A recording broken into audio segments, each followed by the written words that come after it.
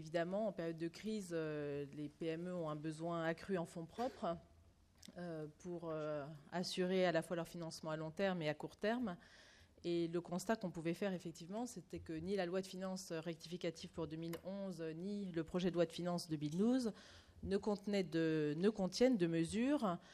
qui visent spécifiquement les PME et le renforcement de leur trésorerie ou de leurs fonds propres. Au contraire,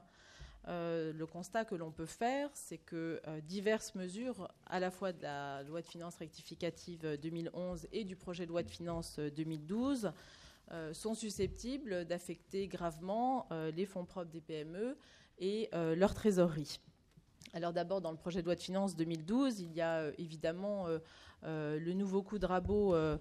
qui est envisagé de 10% sur les niches fiscales,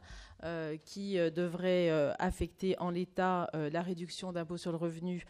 pour investissement dans les PME, et qui, donc, si il est adopté, aurait pour effet de réduire cette réduction d'impôt sur le revenu pour investissement au capital de PME à 19%,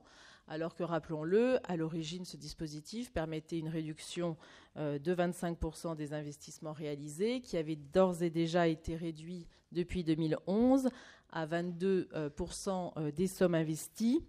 dans une PME, dans la limite de 20 000 euros pour un célibataire et de 40 000 euros pour un couple.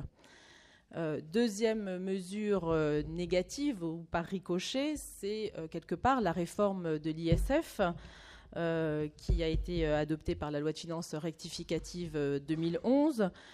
qui, avec la réduction du dispositif ISF-TEPA, risque d'affecter également le financement des PME.